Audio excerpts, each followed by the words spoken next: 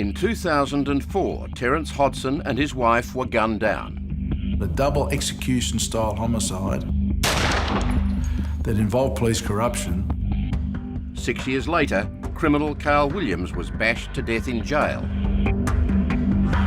I couldn't believe it. I couldn't find out what was going on. The killing struck at the heart of the criminal justice system.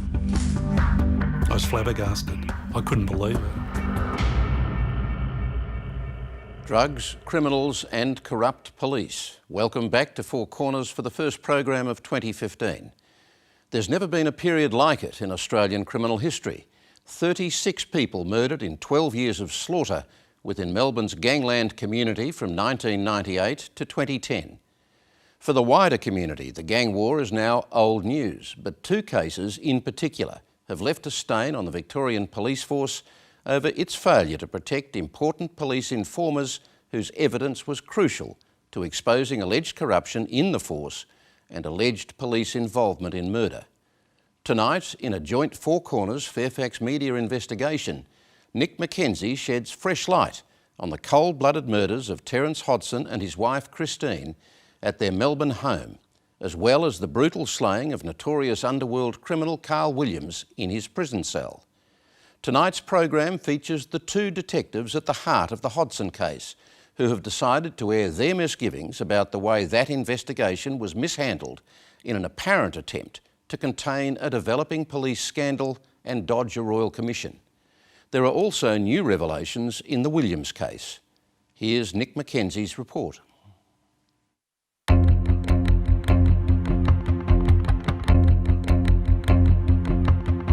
In May 2004, a criminal called Terry Hodson was shot dead along with his wife in the most serious murders of Melbourne's bloody gangland war. The chance to solve this double homicide died 6 years later with another murder, that of gangland boss Carl Williams. These three deaths amount to one of the most serious attacks on the criminal justice system in Victoria's history, as two of the key insiders in the case reveal on Four Corners tonight. A double execution style homicide that involved police corruption, well, you tell me. It went to the very heart of justice for Victoria Police and the Victorian community.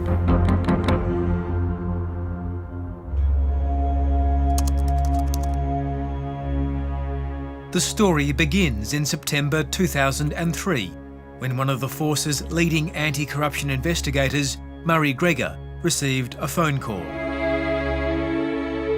He was told of the arrest of a ponytailed cop over the burglary of a house full of drugs and money. You had millions of dollars worth of drugs subject to a burglary. I thought, here we go. This is going to be an all-nighter to start with. The cop arrested was a drug squad detective, David Michel. Senior Constable Michel was meant to be keeping watch on the house as part of a police surveillance operation, rather than stealing the drugs inside. I'd probably frame it as devastating, and senior members within the drug squad were obviously very upset and concerned about what had actually occurred. Detective David Michel wasn't the only man arrested near the scene of the burglary. Also apprehended was Michel's criminal accomplice. His name was Terry Hodson, and he was an old-school career criminal. He was a drug dealer. Not everybody's occupation as such that most people would go down, but it was a path that he went down. Gregor soon learned that prior to the Oakley burglary, Hodson had been working as a registered drug squad informer. Hodson had been lagging on his mates in the criminal underworld to Michel and Michel's drug squad boss, a detective sergeant called Paul Dale. I didn't know Paul before I became involved in this particular investigation, but from all accounts, and certainly from my experience with him, he's a very likeable sort of person. And he's a person in the you can feel very comfortable and at ease with, and he's someone who is an excellent communicator. Sergeant Paul Dale joined the force aged 19 and earned his reputation dealing with tough old criminals and the up-and-comers in Melbourne's northern suburbs. I was a man that I guess was larger than life when I was a very young detective sergeant running my own crime squad crew. We prided ourselves on working hard and playing hard. I loved it, I lived it, and I was successful at it. After earning his 3 sergeant stripes and working homicide, Paul Dale joined the drug squad. There, Sergeant Paul Dale and Senior Constable David Michel used Hodson as an informer to find out about the activities of some of Melbourne's worst criminals. As an informer, it's probably, one of the riskiest undertakings you can do as a criminal. If you're being identified or outed as an informer, well, obviously the risk is elevated tenfold in relation to you, to your personal safety. As Gregor investigated the Oakley drug house burglary, he received no help from Michelle. But during a meeting at a police station, Gregor sensed that Hodson might be willing to talk. And this is very much just a, if you like, off a record chat about trying to lay the situation and what the circumstances were. And Terry, at that stage, gave stronger indications that he was probably prepared to assist myself in the investigation of the matter. And it was certainly at that meeting that Terence indicated that there were other police involved apart from Meachel. My recollection is that Terry, when asked were there other police involved in the burglary at Dublin Street, Terry indicated with 3 fingers out, placed on the table, which indicated to me that it was a sergeant involved representing 3 stripes. At a later meeting in this park, Terry Hodson began to name names and, in the hope of getting a reduced jail sentence, agreed to become Murray Gregor's star witness in a case against allegedly corrupt police. Gregor knew his challenge lay in keeping Hodson alive so he could testify against the so-called 3-striper, the sergeant allegedly involved in the burglary. Well, he said that it was arranged by Paul Dale and David Meachel. They enlisted Terence Hodson to become involved in the burglary. The 3 of them were to commit the burglary together, and Terry Hodson would be the person who would move any of the drugs that were stolen from the premises. And basically the proceeds of those drugs sold would come back and be split equally amongst the 3 of them. In late 2003, Gregor moved to charge Paul Dale, David Michel and his star witness Terry Hodson over the Oakley drug house burglary. I was quite satisfied in my mind that Terry Hodson was being truthful in relation to his involvement and the involvement of Paul Dale and David Meachel. But Dale denied any involvement, and he appeared determined to fight the burglary charges when Gregor arrested him. He was calm, he was cool, and he was collected in relation to it. No role at all, no knowledge of it at all. Murray Gregor knew his case against Paul Dale relied on Terry Hodson making it to the witness box alive, but Hodson wasn't certain he would. Terry explicitly told me that he had serious concerns that Paul Dale would be a person capable of killing him, and I certainly took that threat seriously. There were also plenty of criminals who could have wanted Hodson dead because they suspected he was a police informer. Get flopped. He said he was a dead man walking. That's why he said he didn't know if it'd be the police or if it'd be the Crims that would come and kill him. What did you think? The police. My instant reaction was, Terry, you got to get in the witness protection program. I said, what is it going to take to get you in that? Nowhere else. He was asked to go into witness protection, and at this point, Mandy and Andrew were both on board, and my mum was prepared to go, and I said no. Why? Because I just recently got married and had a baby. I won't hurt you. I won't hurt you. I just want to. I might just give you a little bit of that. As a proud grandfather, Terry Hodson relished his role as family patriarch and protector of his wife Christine, his children and grandchildren. Thanks for coming. Okay. When Hodson's daughter Nikki refused to enter the witness protection program, Terry Hodson told Murray Gregor that he too would not enter. Because my dad would not leave one of his family members behind. I don't think he could face the fact that if I was living separately, maybe something could have happened to me. I could have been gotten to, and I don't think he could have lived with that. The date. So I suppose the guilt lays upon me. Terry and Christine Hodson's decision to go it alone was just that.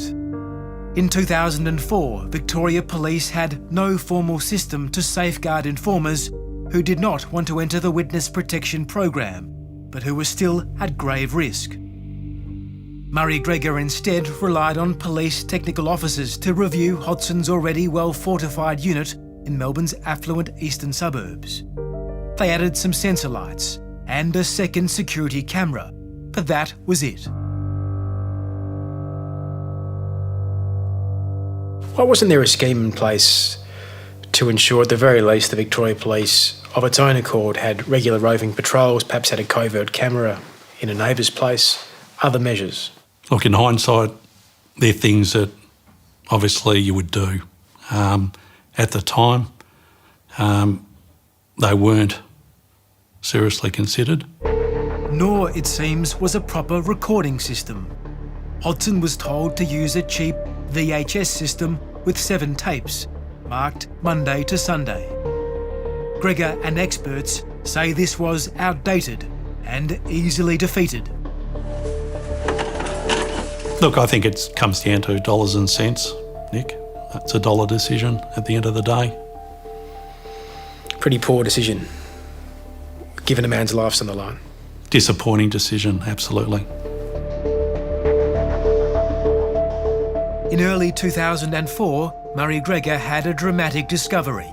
His finding allegedly placed Paul Dale in bed with one of the most feared men in Melbourne's underworld. Terence informed me that Paul Dale had been involved in a corrupt relationship, or was involved in a corrupt relationship with Carl Williams and his crew.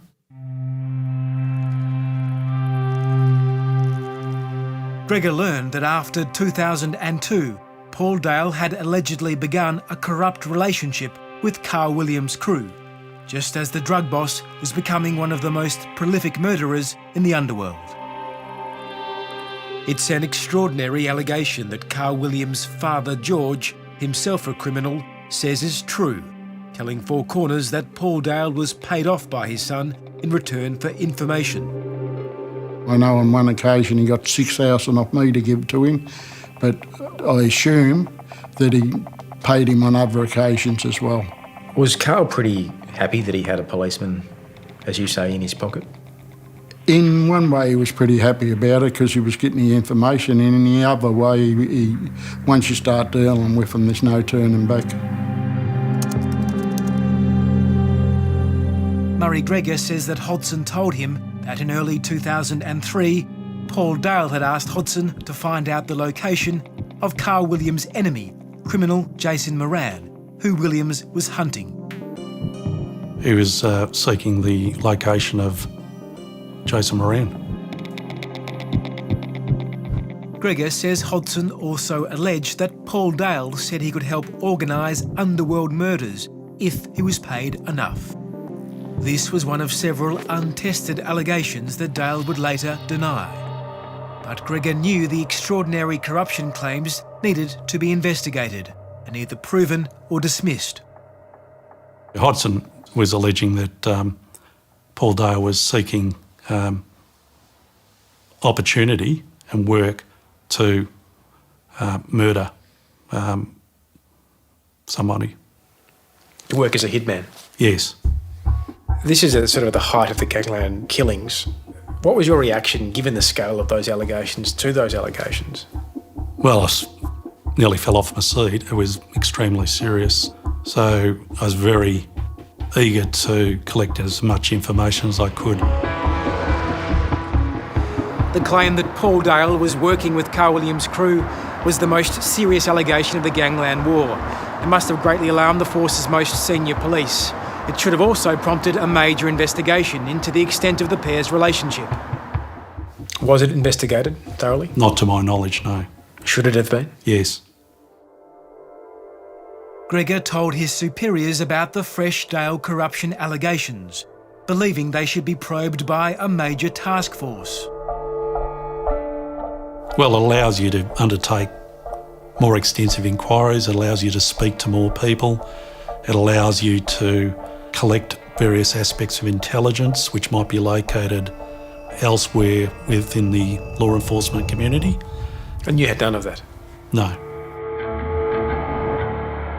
While there would be no task force to target Paul Dale, the allegedly corrupt cop was able to find his own police to work for him. There were a number of senior police members which were very close to Paul Dale and acting as conduits of information. Who was investigating them? No one. Murray Gregor was not only badly undermanned, he was also in the dark. Unbeknown to Gregor, organised crime investigators were separately tapping the phones of Carl Williams and his crew to implicate them in gangland killings. These phone taps recorded Paul Dale reaching out to Carl Williams, and years later they would become a critical piece of evidence. I told Carl the next day that I had a phone call and he found out it was Paul Dale that rang him, and he told me he phoned Paul Dale and said he'd catch up with him. That sort of information would have been crucial in relation to my investigation and obviously the protection of Terence Hodson. Sometime after these phone calls, George Williams alleges he drove his son to a meeting in Melbourne's outer north. A police tracking device on George Williams' car recorded it stopping not far from a building site where Paul Dale was working while suspended from the force. I see this blue four-wheel drive behind me, and Carl said, pull over. I pulled over, it pulled up beside me. I seen it was Paul Dale. Carl hopped out the car, hopped in with Paul Dale. He done a U-turn, and it was a vigorous U-turn. He hit some big rocks and that and just kept on driving. George Williams says that after this meeting, his son Carl was tight-lipped, but told him Dale had discussed problems he was having with a certain criminal. Well, I took it to mean Hodson. Terry Hodson? Yes. Murray Gregor knew none of this back in 2004, but after Hodson reported that someone had breached his home security system, Gregor's fears increased. Certainly there was a sensor which was located halfway down the driveway towards Terry's unit, which is located at the back of the block. And that sensor unit had been moved, which to me rung alarm bells. And I approached Terry. I recall him saying, "Murray, it started." He said, "I'm a dead man walking."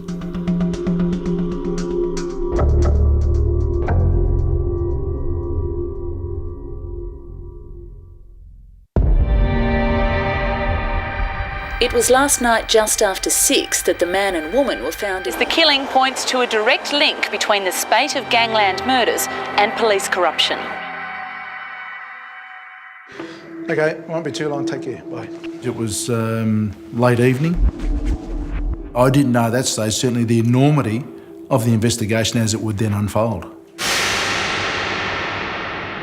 On Sunday evening, 16th of May 2004, Homicide Detective Senior Sergeant Charlie Bezina was called to the home of Terry and Christine Hodson. Your eyes are going left, right and centre because you are observing as you go.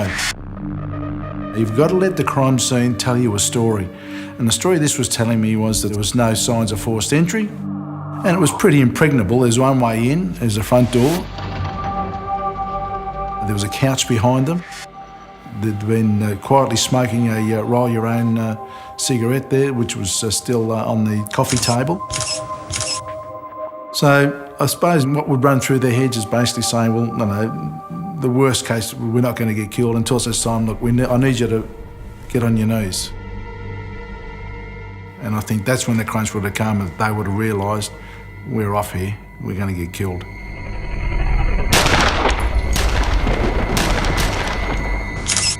Terry Hodson and his wife Christine had each been shot twice in the back of the head. The casings were placed on the body. The brazenness of just picking up the empty shell and placing it on a body. Why bother doing that? That shows to me calm, cool, collected. We're looking at a hired gun. No two ways about it. I immediately thought that this was a reprisal for him giving evidence against police.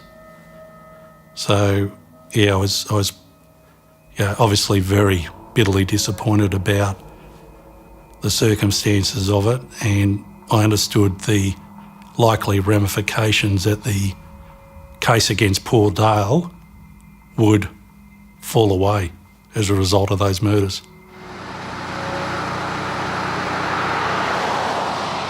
Gregor says that within hours of the murder, senior police moved to play down the possibility that corrupt police might be involved, a position they would cling on to for years. I think it's too early to say that these are definitely related to the gangland killings. We haven't made that call, and I think we're some way from making that call. It was a potentially dangerous move.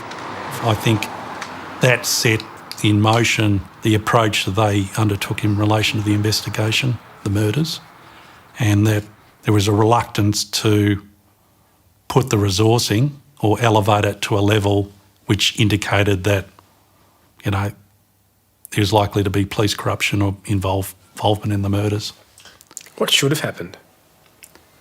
Well, there should have been immediately an independent task force put together in relation to the matter.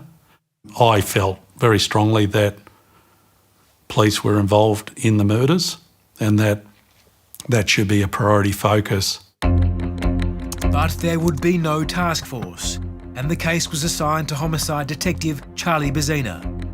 He says his first concern with the case involved the security measures police had provided Hodson.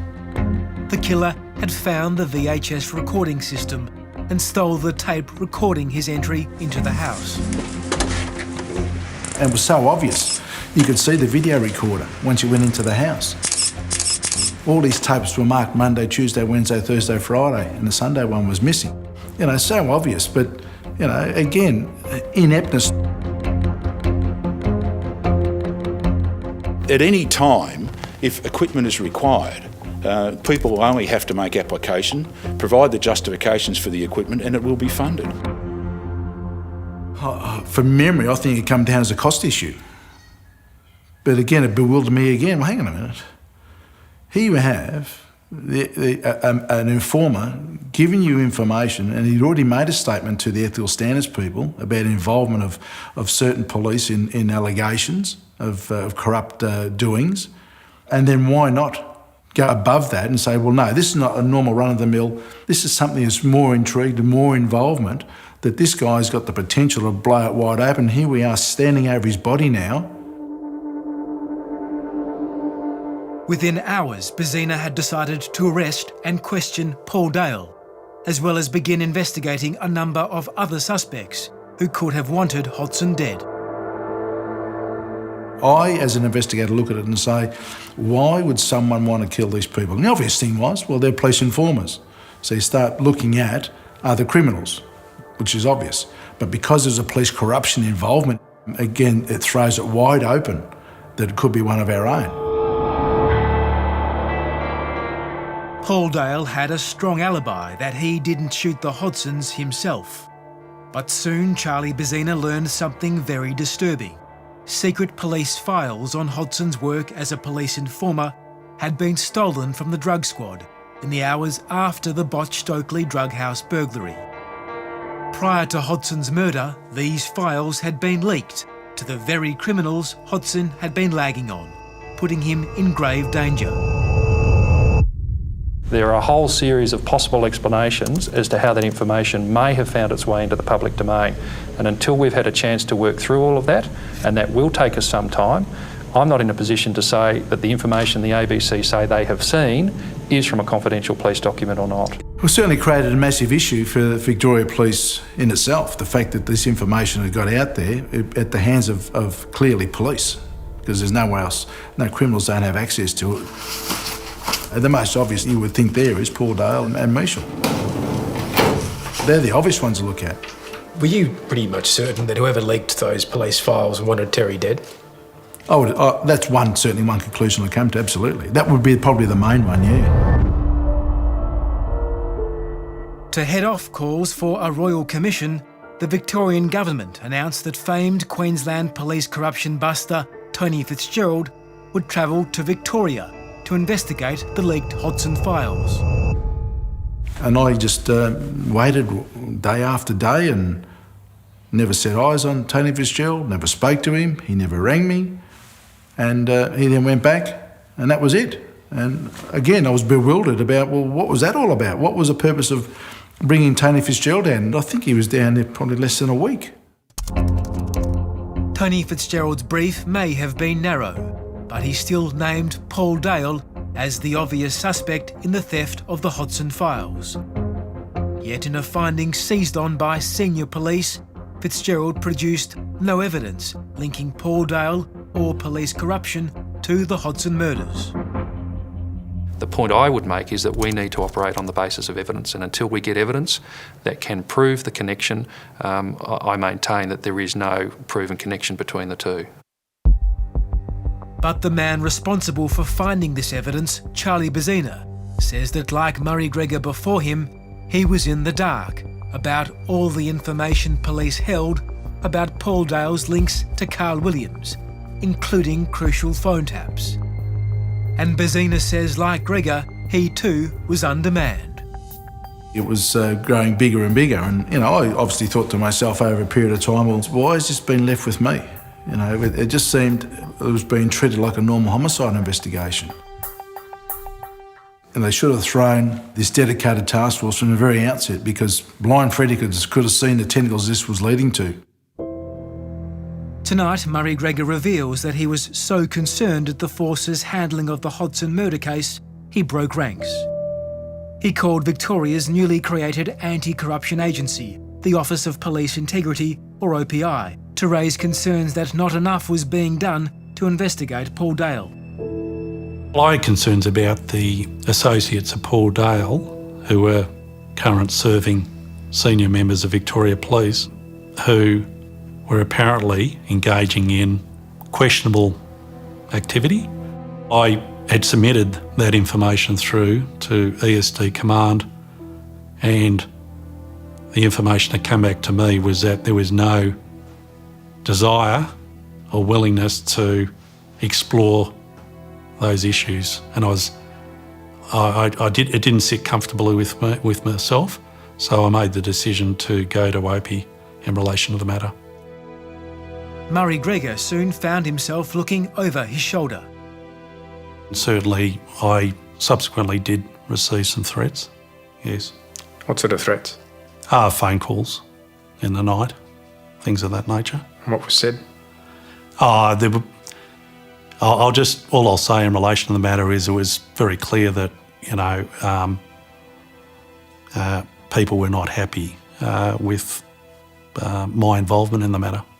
Because you were prodding things, weren't you? I was trying to, yes. For the next 2 years, the Hodson murder case stalled. Then an extraordinary development. Carl Williams had begun a 35-year sentence in Barwon Prison, and after serving less than a year, he reached out to Deputy Commissioner Simon Overland and said he had a story to tell. Carl Williams' allegations would place police corruption at the very centre of Victoria's most significant gangland killing. He was very worried, yes. He knew the consequences, what could happen, but the police assured him that he would be safe. Aiming to cut his jail time, get significant inducements for his family, and possibly pocket $1 million reward, Carl Williams alleged to police he'd helped organise the murder of Terry Hodson at the behest of a policeman who Williams claimed he'd been bribing for years, Paul Dale. George Williams says his son told police it was at the meeting in Melbourne's north that the murder was, according to Carl Williams, allegedly commissioned. At the meeting with Paul Dale, he wanted to get someone to get rid of the Hodsons. Hodson, not Hodsons, Hodson. Carl Williams later also alleged he'd helped find a hitman to murder Terry Hodson, notorious gangland killer Rodney Collins. Collins went to see Carl to get payment, and Carl said it weren't supposed to be what happened with the lady. He said these things happen or something.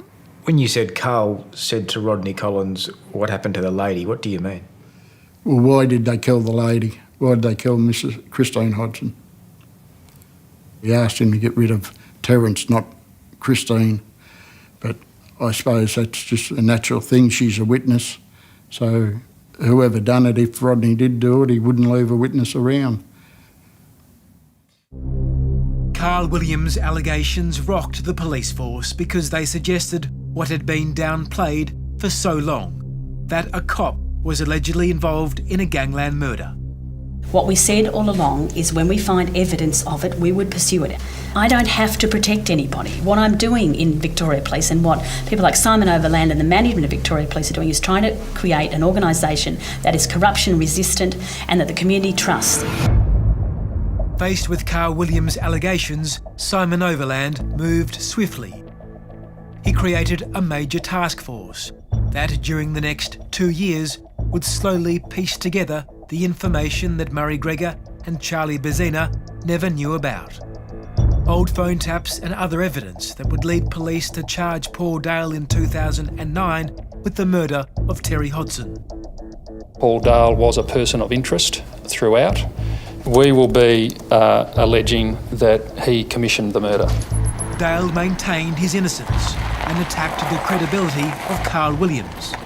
I'd like to ask people to probably look at the details of the person making the allegations, firstly, and then secondly, look at the motivation behind what he's done. I think with Carl Williams, yes, he'd been involved in murders. You're not going to have honest John Citizen come forward and say, listen, I'm going to tell you about 10 underworld killings, because they won't know. But Carl Williams was in the business of knowing. So, yes, his credit's going to be attacked, but I think you're going to be able, they would have been able to go away and corroborate it through some telephone intercept material that they collected over 7 or 8 years, a whole range of things. I'm totally innocent of the murder of Christine and Terence Hodson. After 5 years of investigations, police have laid charges over the murder of police informer Terence Hodson. Paul Dale was once a detective sergeant in the drug squad. He's now accused of organising one of Victoria's most notorious murders. After Dale was charged, Carl Williams was outed in the underworld as a star informer, helping police. Soon, word spread that Williams was not only helping police solve the Hodson murders, but other unrelated gangland killings as well. Oh, they wanted him to talk about anything that he knew. And they wanted to download him completely. What are we talking about? The underworld goings on. The murders? The murders, yes.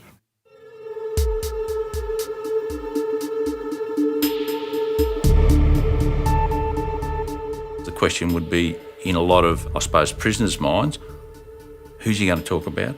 What's he going to say? What have I actually told Carl Williams? Is he going to lag on me? So there's a whole range of things that would be going through many criminals' minds. Detective Senior Sergeant Ron Iddles, a veteran of the homicide squad, was working on unsolved underworld murder cases when Williams began helping police. One such case involved the murder in 2000 of Carl Williams' bodyguard, Richard Mladinich. Richard was an associate of Carl Williams, and Carl Williams had a philosophy, and it was something like this. Those who know don't talk, and those who talk don't know. But what Iddles did not tell the public was that Carl Williams had by 2010 hinted he could help solve the Mladinich murder. This meant Williams potentially implicating a close associate, a feared underworld criminal called Rocco Arico. They were pretty good mates at one stage for about 4 to 5 years. They used to venture out together and do a lot of things together. So Rocky knew Carl's secrets and Carl knew Rocky's secrets? Yes, yeah. Ron Iddles? Ron Iddles declined to speak to Four Corners about the Mladinich case or his suspect Rocco Arico because it is an ongoing inquiry. But Four Corners has learned that Iddles planned to visit Carl Williams in Bowen prison and see if he would implicate Arico in the murder. It's a development which put Williams in grave danger. It's obvious that, not only Rocky, it's a lot of other people too that would assume that if Carl's talking about Dale, he'd be talking about them. Ron Iddles would never get to meet Carl Williams and see if he would inform on Rocco Arico. By April 2010, Williams was in a maximum security compound in Bowen prison with 2 cellmates, both notorious underworld figures. But police and prison authorities had overlooked some crucial details. One of these 2 cellmates was Matthew Johnson, a notoriously violent criminal who hated police informers. The second cellmate, who can't be named for legal reasons, was a close associate and in phone contact with none other than Rocco Arico. You're giving me some information now which I've never heard of before, and that is that Rocky Arico was ringing in that cell. If I had known that, of course I would have been concerned. I was flabbergasted. I couldn't believe it. I thought, how could this be allowed to happen? As he read the morning paper, Carl Williams was felled from behind.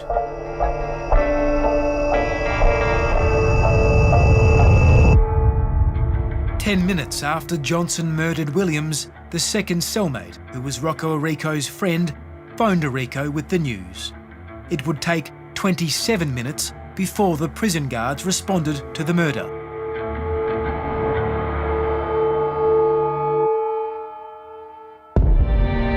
Police said Carl Williams was bashed by a fellow prisoner at 12:50 p.m, but an ambulance wasn't called for about 30 minutes. I don't want to speculate or comment about that. As far as we were aware, there was nothing that was giving us concern.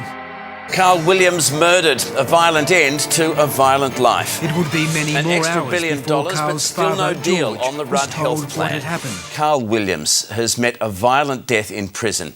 I think I rang the prison on 4, 5, 6, I can't recall how many times. And they said, no, everything's all right, we'll talk to you later. By this time it was all over the news and half of Victoria or half of Australia knew what was going on, and I just couldn't.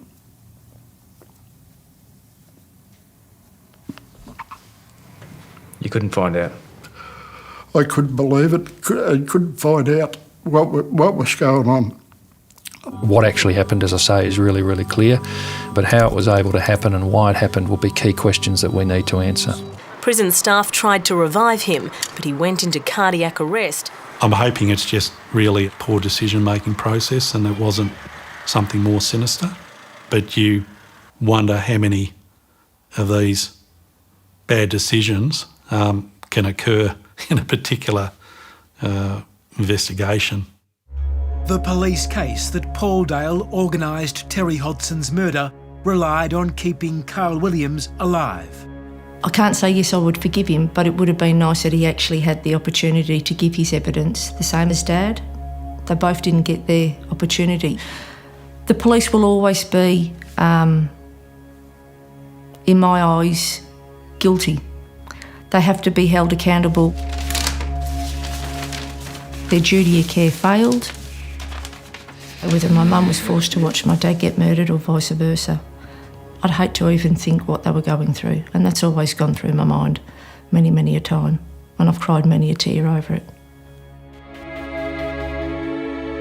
William's death has prompted a still ongoing inquiry about whether it was, as police suspect, Rocco Arico who gave the order to have Williams killed. Paul Dale was not involved with Williams' death, but outgoing Police Chief Commissioner Ken Lay recently told a still unresolved coronial inquest that police still believe Paul Dale is responsible for the murder of Terry Hodson. Dale denies this, and the counsel assisting the coroner says there's not enough evidence to say just who killed the Hodsons. Former Chief Commissioner Simon Overland, who oversaw the Hodson and Williams murder probes, declined to comment to Four Corners, as did his predecessor Christine Nixon and his replacement Ken Lay. But recently there's been another major development. Victoria's anti-corruption body has launched an inquiry into the force's alleged mismanagement of a third gangland figure who was helping police on the Hodson case. Tonight, Ron Eddles tells Four Corners he refused an order from Simon Overland to take a statement from this figure because doing so could have exposed them to underworld reprisals or even death. I had a conversation with that witness and said, if I take this statement, these are the likely implications. So I didn't take the statement. So sometimes I think the priorities are wrong. Yes, we all want to have a successful outcome in relation to court cases, but I don't think we do it at the expense of a witness' life. Ron Eddles now heads Victoria's police union, and he, along with Bazina and Gregor, say reforms are needed to better protect witnesses and informers, including those who don't want to join the witness protection program.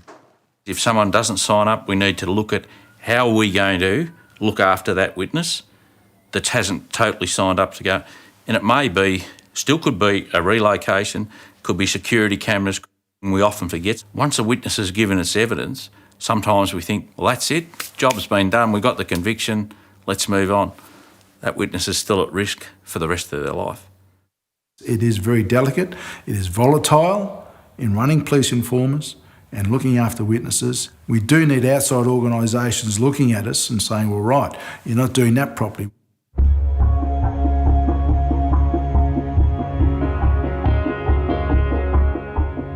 Today, Paul Dale lives in regional Victoria, near the small town where he grew up. He views himself as one of the greatest victims of this still unresolved ordeal. I didn't do it. I'm here to tell people I didn't do it. I've written my book for people to read so that they can read what happened to me and the reasons, or what I can only suggest are the reasons that those things happened to me.